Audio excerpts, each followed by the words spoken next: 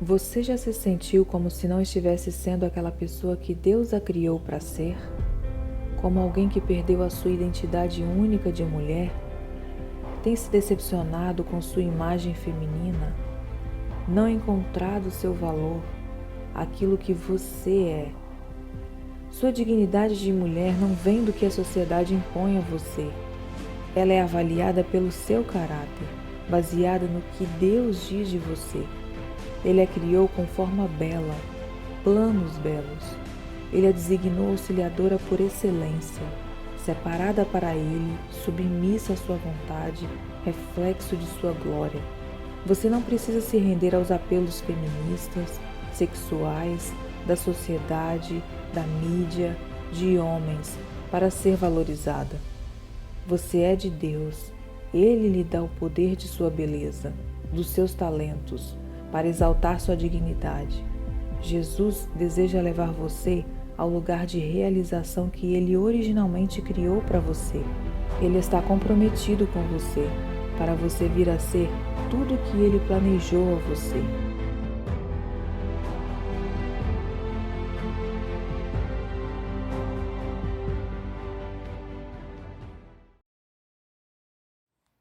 Olá, tudo bem com vocês, meninas? Eu gostaria de cumprimentá-las com a paz do Senhor e desejar a você um bom dia, uma boa tarde, uma boa noite. Eu não sei que horas você vai estar aqui comigo, mas que Deus te abençoe por esse tempo que nós vamos separar agora para compartilhar um pouquinho da palavra de Deus. Eu gostaria também de te convidar a parar um pouquinho, a aquietar o seu coração para a gente meditar juntas. Amém? O tema de hoje, entre elas, mulheres em Deus, nós vamos falar um pouquinho de culpas e frustrações, não é mesmo? Quem nunca, não é mesmo? A palavra de Deus no livro de Gênesis, no capítulo 12, diz assim: Disse o homem, foi a mulher que me deste por companheira, que me deu do fruto e eu comi. Bom, voltemos lá à nossa história, né, no jardim. Mas você já parou para pensar que a gente é muito boa no que a gente faz, a gente tem habilidades que nós já aprendemos que foi Deus que nos deu, nos fez assim, mas sempre que algo dá errado, foge ao nosso controle, a primeira coisa que vem à nossa mente é aquela perguntinha, né? O que eu fiz de errado? Ou eu podia ter feito melhor? Ou a culpa é minha? É ou não é verdade, meninas? Nós somos extremamente perseguidas por esse sentimento de culpa. Mas isso nada mais é que um reflexo da nossa velha natureza em Eva, né? E nós vamos aí, no decorrer do nosso estudozinho hoje, identificar como isso aconteceu. Vamos lá, história de Gênesis? Nós já vimos anteriormente, né, no primeiro episódio, o propósito pelo qual Deus criou o homem, né? Ele fez homem e mulher iguais, a imagem e semelhança dele, para refletir isso na terra, né? Na unidade ali em família, em comunhão. E cada um tinha o seu papel. E eu queria falar com você um pouquinho hoje sobre isso, sobre o nosso papel em Deus, sobre como Deus separou isso daí. Vamos lá? Vamos começar falando primeiro do papel de Adão. Adão, ele foi criado primeiro, né? Ele recebeu algumas funções e dentre elas a de dar nome aos animais, e ele também deu nome a Eva.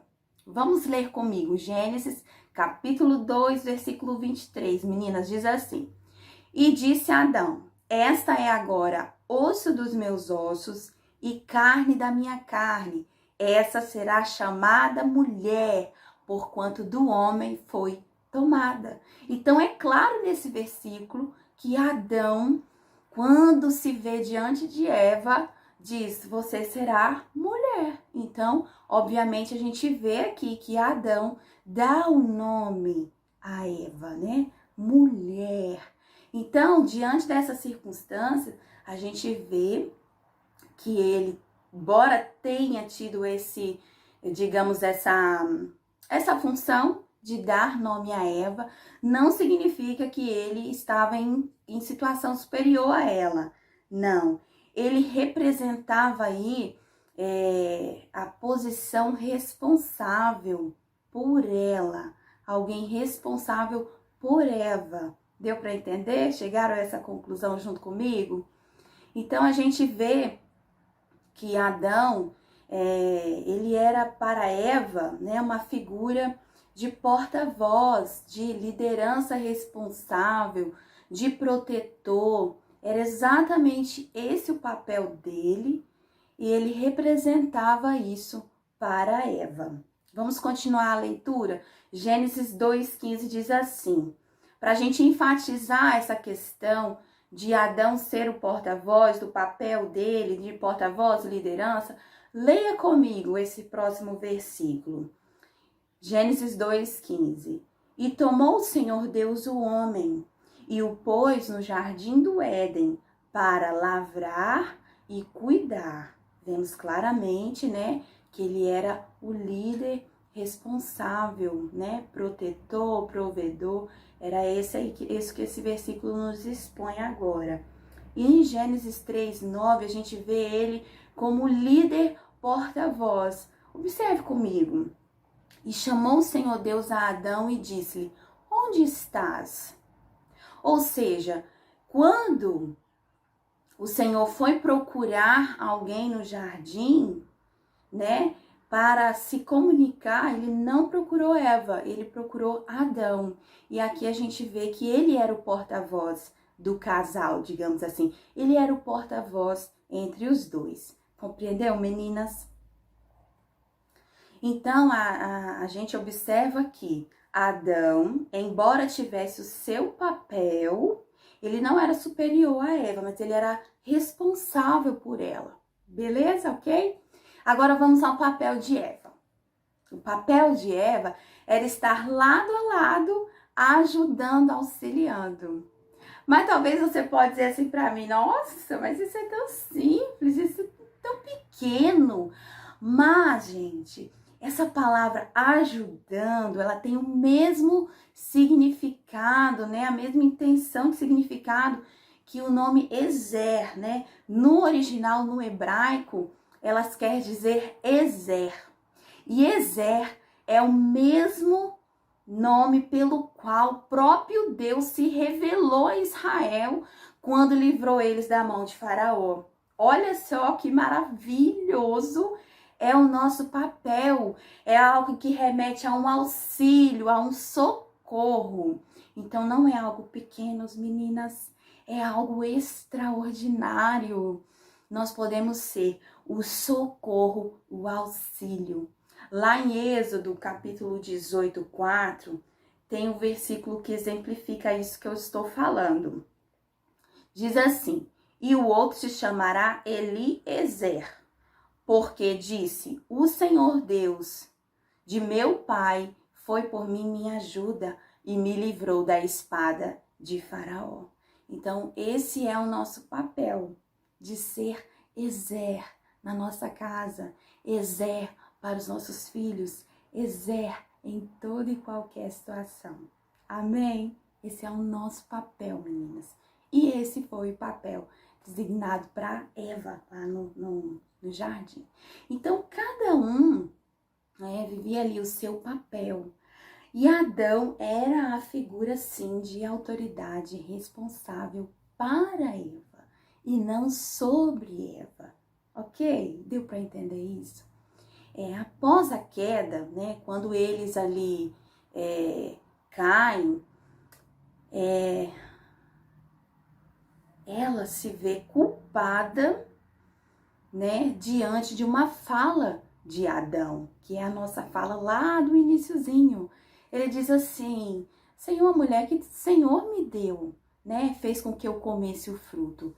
Então ali, a figura de autoridade para Eva fala isso, né, para ela, a figura de autoridade responsável que deveria tomar ali à frente, né, se responsabilizar, proteger, dizer, não, Senhor, eu estou aqui e nós pecamos, nós falhamos. E nós não vemos essa postura de Adão, a gente vê um homem que, diante da indagação de Deus, vocês comeram do fruto que eu disse para não comer, ele tenta se justificar, né? Tenta se apoiar ali na acusação que foi Eva que deu o fruto para ele, né? E mesmo ela estando errada, né? Que a gente sabe a responsabilidade pela decisão, que seu erro, nós já falamos disso no primeiro episódio. Apesar disso, apesar dela estar errada, Adão deveria ter sido para ela esse porta-voz, esse acolhedor, né? Esse protetor, algo que ele não fez. E aí na cabecinha de Eva, eu imagino que é como se ela tivesse ouvido assim: Senhor, a mulher que o Senhor me deu para me ajudar, ela me atrapalhou, ela me deu, a culpa é dela. Entende, meninas? Então, na cabecinha de Eva, eu imagino que esse foi o sentimento já processando dentro dela. E aí, aquele que devia proteger, a expõe, né? A coloca ali no lugar de culpada. Será que nós já nos sentimos assim alguma vez na nossa vida, meninas? Será que figuras de autoridades para nós, ao invés, né, de nos acolher, nos expôs a alguma situação, e essa situação gerou em nós uma debilidade, gerou em nós uma tristeza, uma dor? Mas Deus, Ele tem cura para nós, amém? Nele a gente tem Jesus. Jesus é aquele que nos protege, é aquele que nos acolhe e que tem libertação para o nosso interior. E assim como aquela mulher samaritana à beira do poço, Jesus tem para nós, meninas, mesmo nas nossas dores, mesmo nas nossas tristezas, mesmo naquilo que um dia nos marcou profundamente, Ele tem fonte de água viva para jorrar de dentro de nós. Amém? Então, algo que um dia nos feriu, curado em Deus, pode se jorrar uma água viva para a eternidade, algo que semeia, abençoando pessoas. Olha que coisa maravilhosa, Deus tem cura para nós, seja qual for a figura de autoridade que nos marcou de uma maneira negativa. A palavra de Deus, meninas, ela é curativa, ela sempre vai liberar para nós a porção que nós precisamos. Então, eu quero te encorajar, se aprofunde em conhecer a Deus, em entregar para Ele o seu coração e dizer: Senhor, eu passei por isso, eu vivenciei aquilo, mas eu quero ser curada, eu quero ser transformada. E não negligencie isso dentro de você. Não finja que não é algo importante, porque é importante. Foi com você, aconteceu com você. Mas Deus, Ele é bom e fiel. E Ele nos dá cura através da sua palavra. Medite na palavra de Deus. Busque ela não como uma resposta, mas como uma fonte de água que flui lá dentro para sair para fora. Amém, meninas? Bom, voltando lá na nossa história, depois do pecado concebido, Eva então tem que lidar com a culpa, com as frustrações e com as consequências, né, que a gente conhece bem. Mas eu te pergunto, e agora? Como lidar com a culpa? Como lidar com as frustrações? Todas nós estamos sujeitas a enfrentar uma situação de culpa e frustração nas nossas vidas. Na Bíblia, olha só que coisa incrível, meditando um pouco sobre isso, compartilhando com algumas pessoas, nós temos a mulher de Jó. Olha só a história de Jó.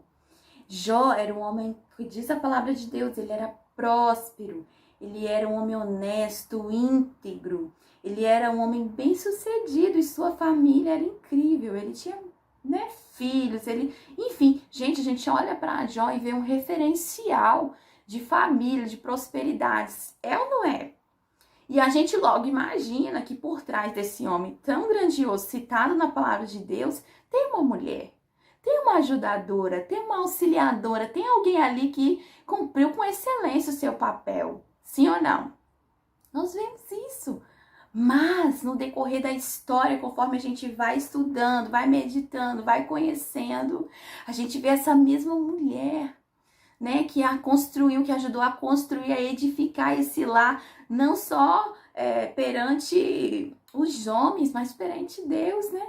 Ela ajudou a construir isso, porque a mulher sábia edifica a sua casa. E a gente vê isso na vida de Jó. E mesmo diante de toda essa carreira, meninas, de tudo isso construído, quando chega lá na frente, na hora do caos, na hora da dificuldade, na hora daquilo que você olha e fala assim, meu Deus, não tem mais jeito, essa mesma mulher se desespera em seu interior. E ela não deixa de ser movida por propósito, né? Como a gente tem aprendido nas ministrações durante esse mês de maio, ela deixa de ser movida por propósito e passa a se mover pelo que ela está vivendo, pela necessidade. E qual foi a necessidade daquela mulher, gente? A necessidade daquela mulher era se livrar daquela dor, daquele sofrimento, daquilo que ela nunca tinha enfrentado na vida dela. Foi uma mulher que saiu de uma situação lá em cima para viver aqui embaixo, na pior situação, né? Isso é muito humano. Isso faz parte da nossa vida, dos altos e baixos. A gente vai estar lidando com isso em todo tempo, em toda circunstância. Isso é muito humano, mas eu volto a perguntar, como a gente vai se posicionar diante disso? Como que a gente vai enfrentar as nossas adversidades? Em Gênesis, a gente vê ali, depois que Eva é expulsa do jardim juntamente com Adão para continuar as suas vidas, a gente observa uma história que antes foi uma missão incrível, dada por Deus, gerada por Deus, uma história linda pela frente. Depois do pecado, essa história cai por água abaixo. Vem a culpa, vem a frustração. E a gente observa na história uma paralisia, né? Adão e Eva, eles são esquecidos nos relatos bíblicos. Amados, essa situação apagou a história deles, né? A gente pode imaginar uma frustração tão grande, uma paralisia tão enraizada que eles são apagados, né, da história. E com ali o homicídio entre Caim matando seu irmão Abel, a gente vê assim explícito, né, exposto assim às claras, uma família fracassada, uma família totalmente fora do plano original de Deus. E aí a gente se vê, né, a gente vê essa situação acontecendo. E Eva só é citada novamente lá tempos depois, com o nascimento de Sete, mesmo assim, uma pequena citação, uma breve citação. Então, o que nós faremos diante da culpa?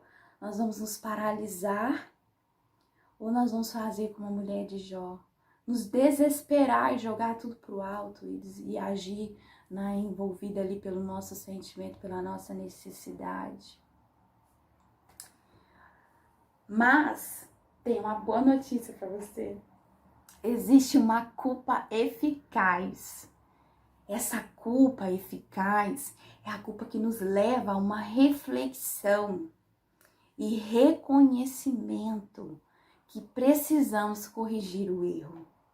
Ela é que nos leva ao arrependimento e à mudança. Essa é a culpa eficaz. E a Bíblia traz uma história muito linda. Várias histórias lindas, mas eu quero compartilhar com você a história de Esther. Lembre-se dessa moça, gente. Uma história tão linda, né? Ela era uma jovem lindíssima e no decorrer da história, a gente, né? Leia o livro de Jó.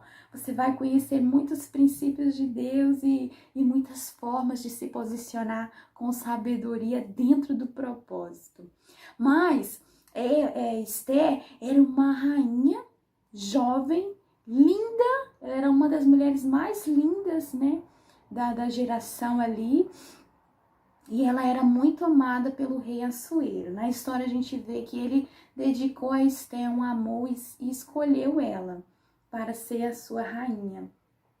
E então, no decorrer da história, surge um decreto, né? Um decreto cruel na intenção de matar, de exterminar o povo judeu, né? Foi uma situação que você vai conhecer melhor lendo essa história. Mas, enfim, esse decreto chega aos ouvidos de Esté, chega diante dela, mas ela tinha um porém. O tio dela, o Mordecai, tinha pedido a ela que quando entrasse no palácio, né, quando ela foi escolhida, não dissesse a ninguém a sua condição de judia.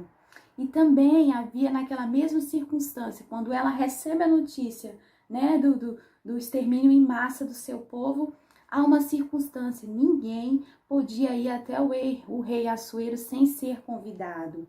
Então ela tinha duas situações, ninguém sabia que ela era judia e ela não podia tomar de imediato a sua postura e ir até o rei, falar com ele, por favor, não mate meu povo. Ela não podia fazer isso. Ela tinha esses dois bloqueios. E a princípio, o que acontece com Esther? Ela tenta se neutralizar, né? Diante da adversidade, ela tenta ficar ali quietinha na dela, paralisada, sabe? Não posso me envolver, ninguém aqui sabe que eu sou judia, então vou ficar com a minha boquinha fechada, eu não posso também ir até o rei, né? Ali tentando se apoiar nessas duas circunstâncias. Mas o tio dela, Mordecai, manda um aviso, ele manda um recado para Esther. E está escrito, leia comigo, Esther capítulo 4, se for possível, abre sua Bíblia, vou te dar um tempinho e pra gente ler junta. Bom, Esther capítulo 4, nós vamos ler o 13 e o 14. Diz assim: Então Mordecai mandou que respondessem a Esther: Não imagines no teu íntimo que por estares na casa do rei escaparás só tu entre os judeus. Olha, porque se de todos se calarem nesse tempo, socorro e livramento de outra parte sairá para os judeus, mas tu e a tua casa, mas tu e a casa de teu pai perecerás. E quem sabe, se não para este tempo, se não para tal tempo como este, chegaste a este reino. Então Mordecai, ele dá uma palavra de confronto para Esther. Ele diz assim: ei, não pense, porque você está aí no palácio e é rainha, que você vai ser livre. E olha, tenha por certo, Esther, que Deus vai enviar socorro de algum lugar. Olha só que confiança em Deus. Deus vai enviar socorro de algum lugar, mas você, se você não se manifestar, se você não resolver, ele vai vir sobre você e sua casa e vocês vão perecer. Uau! Ali Mordecai traz Esther ao confronto, coloca diante dela e diz assim: reage! Então a culpa vem sobre Esther, claro que vem. Ué, quem não teria, né? Essa culpa, falar: meu Deus, nossa, eu tô tentando fugir, o meu tio está certo. Né? Então, o que ela faz com aquela culpa? Ela faz a culpa eficaz, amadas. Ela se arrepende da sua postura e ela toma uma decisão. Ela muda. Naquele momento, né? Ela se volta para Deus, ela se arrepende e ela se posiciona em Deus. Ela fala assim: Senhor, eu estou aqui, eu vou agir. Mas Esther também podia, mesmo depois desse arrependimento, ter tomado a iniciativa e ter ido falar com o rei. Ela era bonita, ela tinha seus atributos, né? Como a gente estudou no primeiro, ela tinha seus atributos, ela tinha suas formas de tentar conseguir, né, essa anulação diante do rei. Mas não, como uma mulher sábia que entende o seu propósito, ela se volta para Deus. E ali em Deus, ela cria estratégias, né? A gente acompanha no decorrer da história que ela mobiliza ali um jejum. Ela mobiliza ali a oração e o jejum entre ela e o povo, e o Senhor vai dando as coordenadas. E é entusiasmante. Leia, desfrute dessa história bíblica tão enriquecedora para nós mulheres. E ali a gente vê que o Senhor vem ao socorro e cumpre o seu propósito de livrar o seu povo. E Esté agora se vê inserida nesse propósito. Essa é a nossa posição, meninas. A gente tem a oportunidade de ser inseridas no propósito de Deus e de forma grandiosa, né, manifestar tudo que o Senhor já colocou em nós. Amém. Aleluia. Eu me emociono com essa história. Eu me emociono com a palavra de Deus.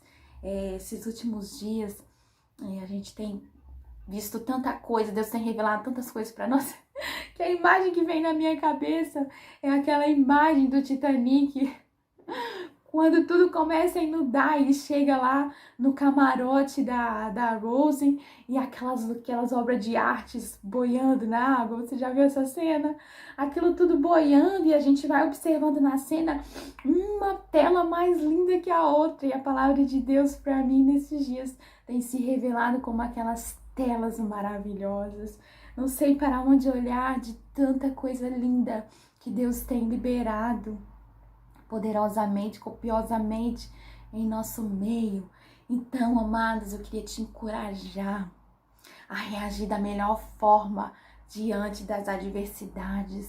Não dê lugar à culpa que paralisa, não dê lugar à culpa que te deixa para baixo, com sentimento de frustração, como se tudo tivesse acabado. Não, volte-se para Deus, busque o Senhor e Ele vai liberar sobre nós aquilo que nós precisamos para esses dias, né? Que estejamos nesse lugar, meninas, de vigilância, de oração, de conhecimento da palavra de Deus, firmes, mas se for o caso nós viermos a cair, vamos nos lembrar dessa palavra que nos traz um encorajamento para nos arrepender o quanto antes, para corrigir o que precisa ser corrigido e seguir em frente, rumo ao propósito de Deus para nós. Amém?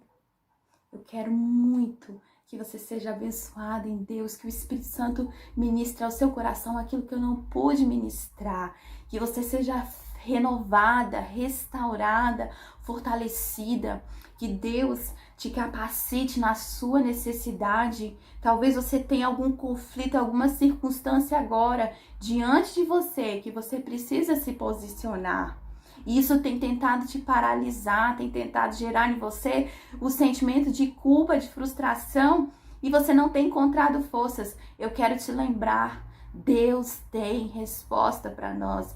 E nele nós podemos ter nossas capacidades movidas, não intencionalmente, não por aquilo que temos em nós, mas por aquilo que vem dele, do alto. Seja encorajada, mulher. Seja fortalecida em Deus. Amém? Eu te espero no nosso próximo encontro. Nós vamos continuar falando desses assuntos que tanto move o nosso coração e que tanto nos traz clareza na palavra de Deus. Deus abençoe sua vida. Um grande beijo. Se cuidem e até o próximo encontro. Tchauzinho.